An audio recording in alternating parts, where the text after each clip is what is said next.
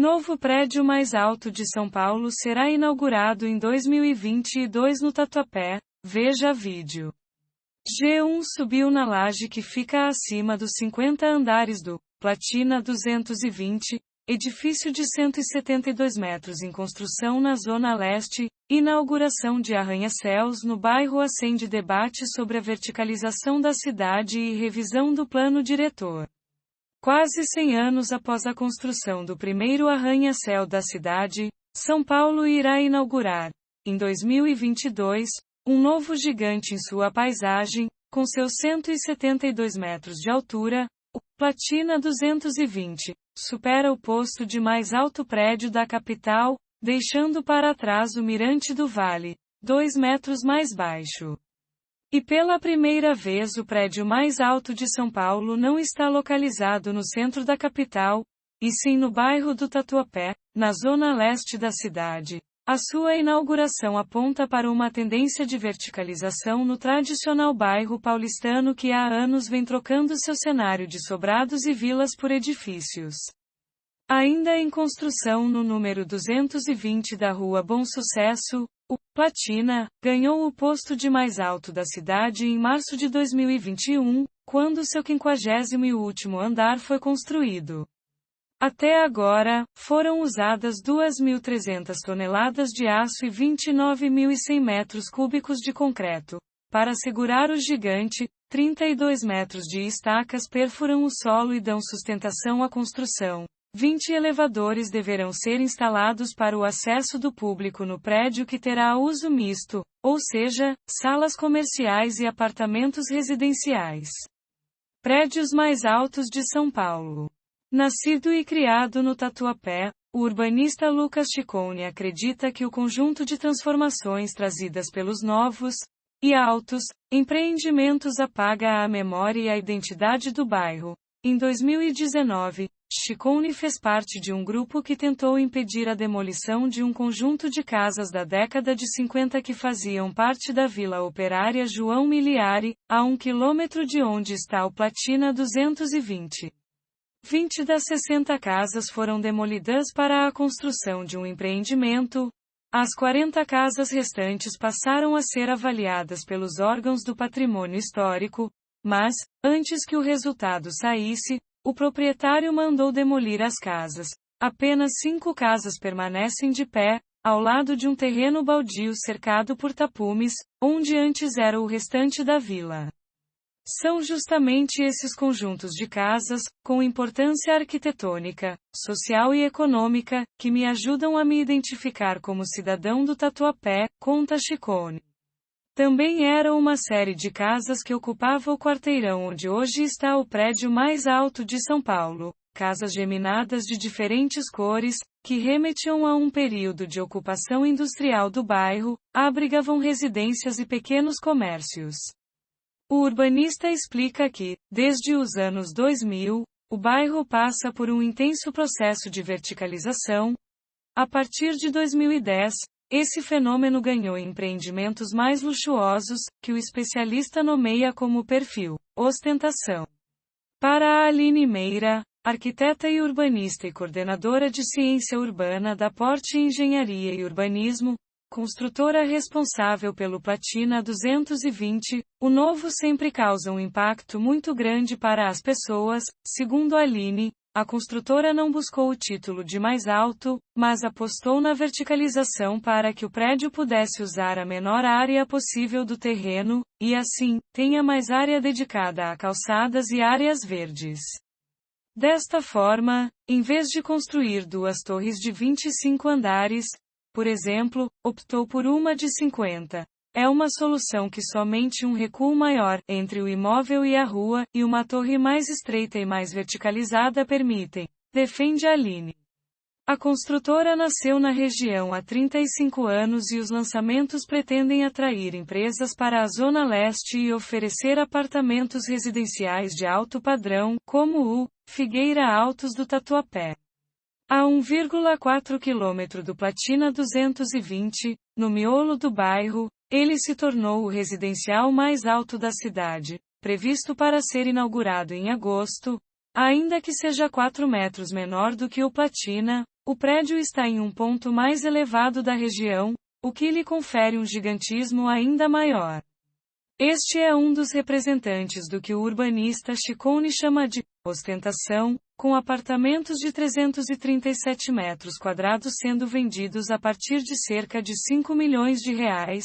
O residencial já teve 47 dos seus 48 imóveis vendidos.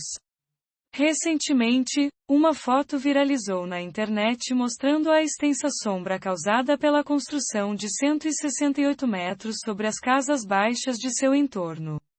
Pela legislação atual da cidade, o prédio sequer poderia ser construído naquele local. Mas, meses antes da aprovação do atual plano diretor, que orienta como e para onde a cidade deve crescer até 2030, a construtora protocolou o pedido de obras do residencial Figueiras. O pedido de aprovação das obras na Prefeitura de São Paulo foi feito em setembro de 2013, e em julho de 2014 o plano diretor foi sancionado, limitando em 8 andares os novos prédios construídos no interior dos bairros. Por ter feito o pedido de construção antes da regra, o Figueiras pôde construir 50 andares, em vez dos 8 previstos na nova legislação. A regra quer evitar que os miolos de bairro sejam verticalizados, causando transtornos de mobilidade e infraestrutura. Se a gente tem vários arranha-céus, acaba acontecendo o que a gente vê na Vila Olímpia, por exemplo, onde tem congestionamento de carro na garagem antes mesmo de sair do edifício, explicou a arquiteta e urbanista Daniele Klintovich, coordenadora do Instituto Polis e integrante do Conselho Municipal de Política Urbana. Cada um dos 48 apartamentos do Figueiras tem 5 vagas de garagem. Para Daniele, a foto mostrando a sombra do Figueiras sobre o bairro do Tatuapé é um exemplo do que poderia acontecer se o processo de verticalização se intensificasse ainda mais dentro do bairro. Na foto a gente vê a grande sombra que ele está provocando ali. Se tiver uma quantidade de edifícios iguais a ele, vamos estar criando um microclima inadequado, com pouca ventilação e pouca iluminação, disse Klintovich. A incorporadora Porte disse que a sombra é fina, pelo prédio ser muito alto, e de rápida rotação, como o ponteiro de um relógio. Já o Platina, o mais alto da cidade, está a 5 minutos de caminhada da estação Tatuapé do metrô e da CPTM, o que o faz estar dentro das regras estabelecidas pelo Plano Diretor de 2014, que tem o objetivo de adensar os eixos de transporte público da cidade. O limite de altura dos prédios voltou à pauta este ano, com a perspectiva de revisão do plano diretor, que está prevista em lei. Setores do mercado imobiliário reivindicam a flexibilização das regras, enquanto entidades da sociedade civil querem manter os dispositivos atuais do plano. Desde que a cidade começou a crescer para cima, ainda na década de 20 do século passado, houve um intenso debate sobre a altura dos novos prédios. Com apenas 12 andares, o edifício Sampaio Moreira foi considerado um estranho na paisagem paulistana em 1924, quando foi erguido próximo ao Vale do Anhangabaú, no centro da cidade. Ele rompeu com essa volumetria de 6 andares da época, um padrão parisiense, e foi considerado uma feiura, conta o professor de História do Urbanismo da FAUSP, Renato Simbalistã. O posto de mais alto da cidade, porém, durou só 5 anos. No quarteirão ao lado do Sampaio Moreira, foi inaugurado o edifício Martinelli, em 1929. Sua primeira versão tinha 12 andares, mas o prédio foi subindo aos poucos, rivalizando metro a metro com outro edifício na época também em construção na Argentina. Reza a lenda que as pessoas morriam de medo de entrar no edifício, contou a professora de História de Arquitetura e Urbanismo do Mackenzie e do Centro Universitário Belas Artes, Aline Nasrallah. Para comprovar que o prédio era seguro, o italiano Giuseppe Martinelli, que projetou o edifício, se mudou para o topo do prédio que alcançou 105 metros e 30 andares, em 1934.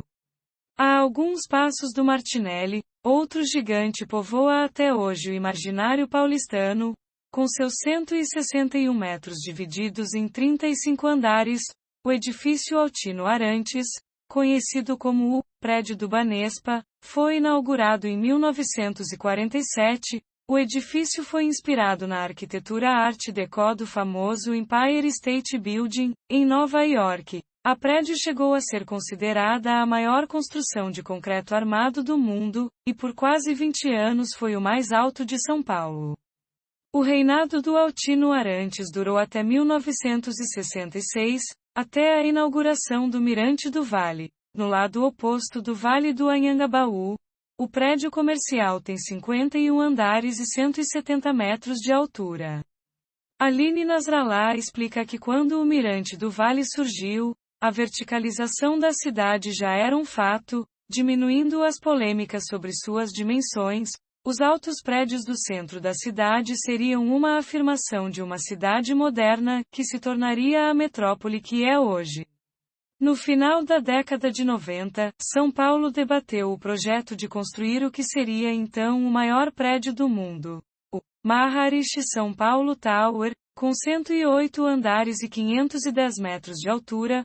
O ousado projeto teria como endereço o bairro do Pari, também na região central. Polêmicas e até uma acusação de cobrança de propina atravancaram o projeto, que nunca saiu do papel. Assim, o título de mais alto da cidade do Mirante do Vale perdurou até este ano, sendo ultrapassado pelo Platina 220. Ainda assim, São Paulo está longe de ter o prédio mais alto do país, posto hoje ocupado pelo Yacht House by Pininfarina e seus 281 metros, em Balneário Camboriú, em Santa Catarina, em Dubai, nos Emirados Árabes. O Burj Khalifa vai ainda mais além, com 828 metros de altura.